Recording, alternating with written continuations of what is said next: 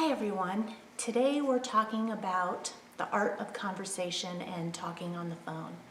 Depending on the scenario or the situation, we have to talk on the phone to people. We talk to family and friends.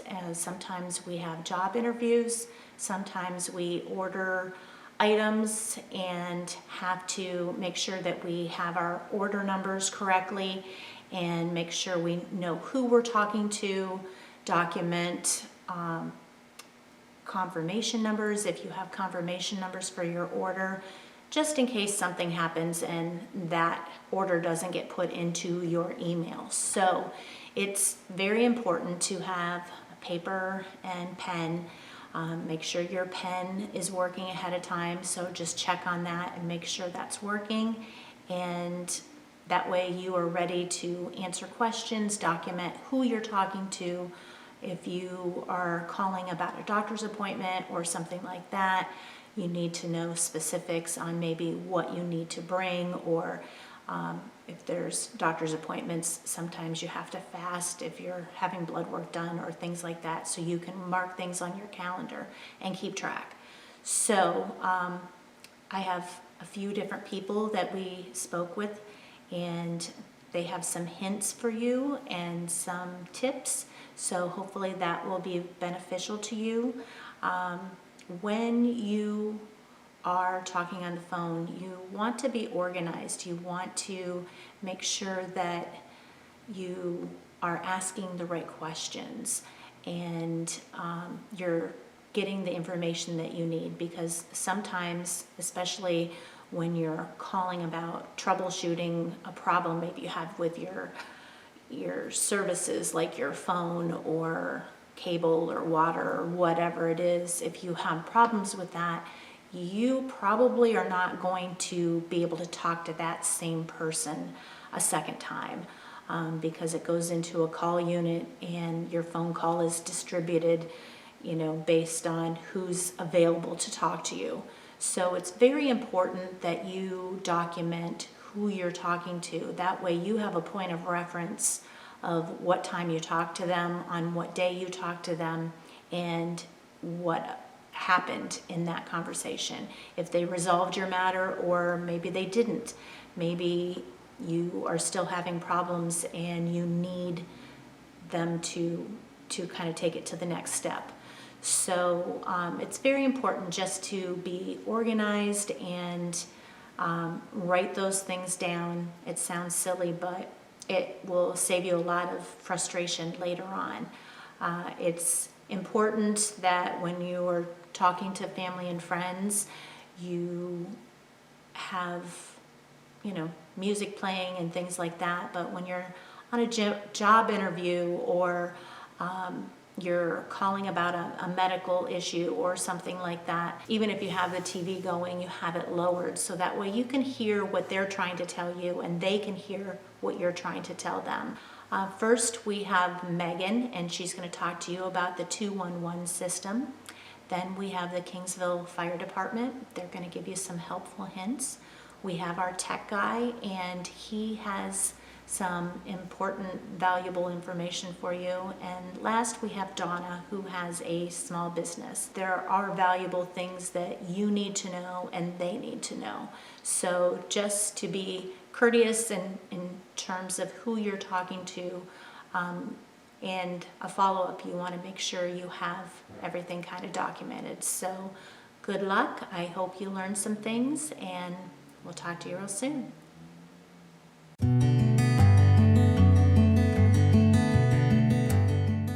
Hi everyone, we're talking about our life skills, and this month we are talking about tips on talking on the phone to various people.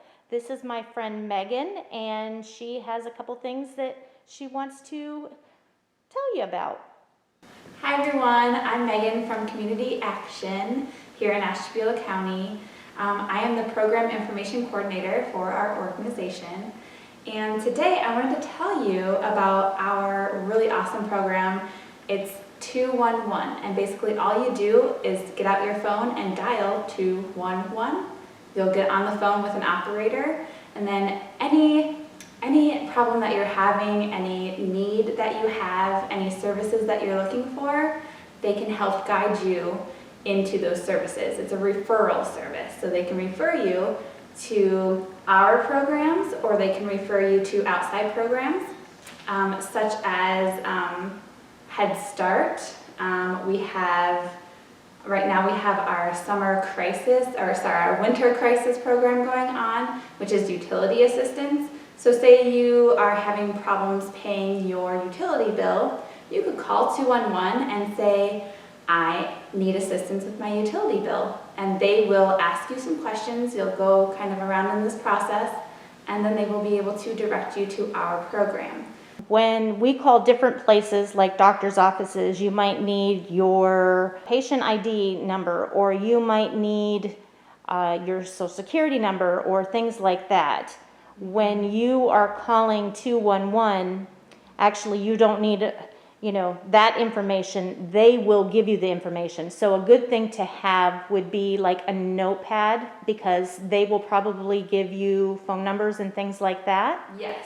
So yeah, definitely a notepad would be good. And just what I like to do when I'm talking on the phone to someone is I actually have written down what I need to say, and that way I don't have to think about it while I'm talking to them. I can just say, this is the problem I'm having, how can you help?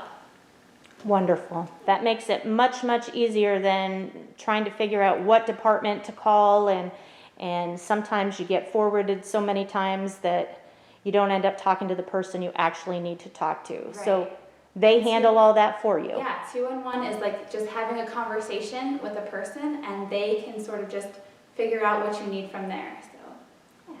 Wonderful. Well, thank you so much for your information today. And 211 is the number that you call.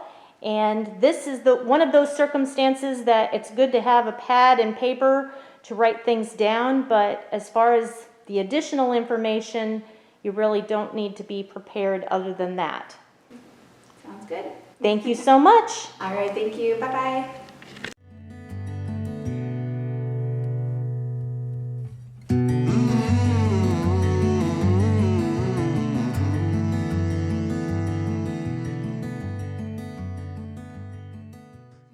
Hi everyone. We're here at the Kingsville Township Fire Department, and when you're thinking about phone calls that are important and how to talk on the phone, when you are calling in an emergency, there are certain things that you have to kind of remember to articulate to the professionals. And these guys have a couple tips for you that can help you in that process. Yeah, hi everyone. So pretty much we're going to talk about the 911 calls, the 911 system, and how to make the 911 call.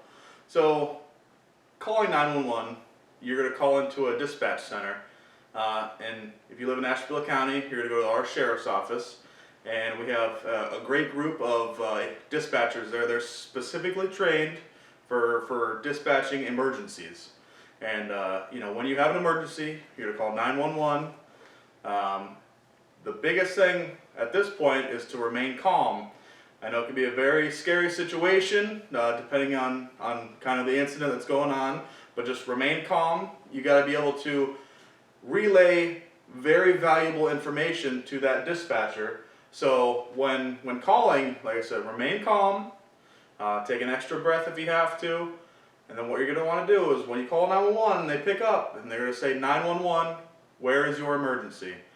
So the first question they're going to ask is where it is, okay? And then the next question is who you are, okay? So 911, where is your emergency? You'll tell them your address, or wherever you are. Maybe you're in the park or at home, where your emergency is, okay? And then you tell them who you are. Give them your name, your address. That way they know who you are. They can speak clearly to you. And then make sure you let the dispatcher know exactly what's going on. Whether grandma fell down or if you smell smoke in your house. So you have to speak clearly and articulate that very valuable information to those dispatchers so that they can dispatch us as the fire department, or if maybe you see somebody you don't know outside and they have to dispatch a police officer to your house. So you want to be calm, tell them where you're at, what's going on, who you are. Right now with the pandemic, you are going to get a couple of extra questions asked to you, like have you had a fever, have you been around anybody? It can be a little overwhelming the first time you call. It's a scary thought. You have to call 911 to have someone come out to your emergency, so you're already panicking a little bit. That's okay. We understand that. Nobody's going to judge you for it. But answering their questions does not delay our response. They'll start toning us out while you're still answering questions so we can get there in a timely fashion.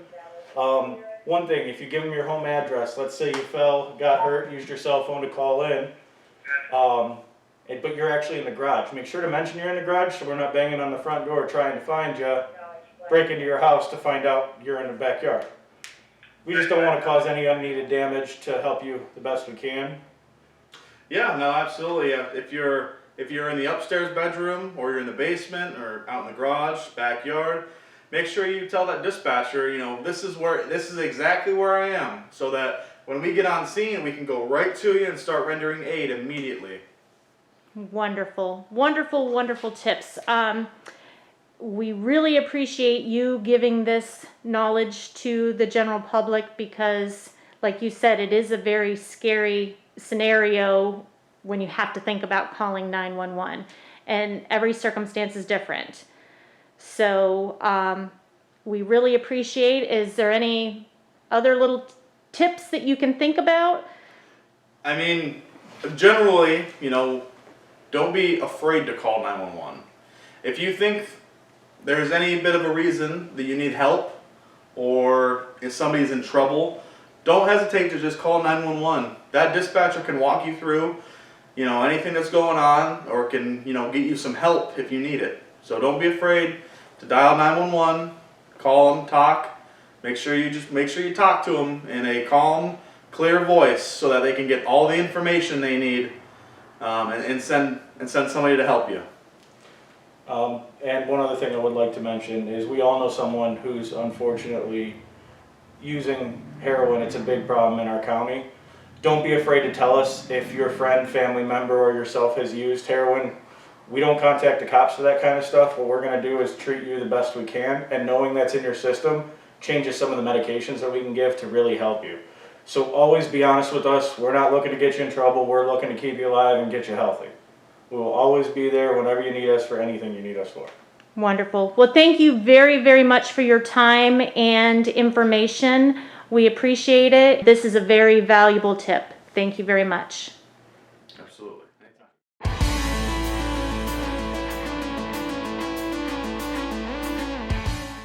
Hello, David Jones here from the Kingsville Public Library with some quick tech tips to get the most out of your device's camera when you're making video calls. Here we go. Always be mindful of your background when you're on a video call.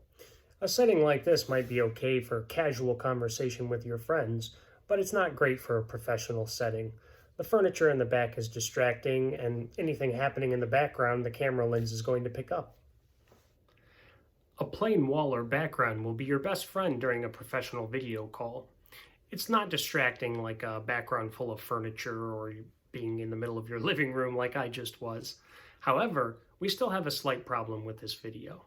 We have some distracting shadows going on because our light source is coming from off on the left. We need a fill light somewhere else to get rid of the shadows. Something like that. Good lighting is critical for your camera to pick up the details of your face and let your audience see you clearly. What I like to do is to use a couple of cheap lights and a white light bulb and just position them around until I get the effect that I want. However, with a professional setting, again, we want to be careful of our shadows and where our light source is coming from. If you move them around too much or create weird shadows, it can make your audience feel a little awkward, and it doesn't look that great. It's generally a best practice to keep your light source out in front of you, so the light is coming onto you instead of in from behind you, which will backlight you and make you appear very shadowy on camera, very hard to see. Microphones built into smart devices are more powerful and dynamic than ever. It's very important to always check your audio before starting a video call, since your camera will probably pick up everything going on in the background, whether that's a noisy air conditioner, a barking dog, or someone outside the window mowing the grass. Your device's microphone will probably pick up everything around you, so make sure that you're in a quiet area before starting your call. There you have it. With these quick tech tips, you now know a little more about how your camera is affected by lighting and solid colored backgrounds, so you'll be sure to ace your next video call.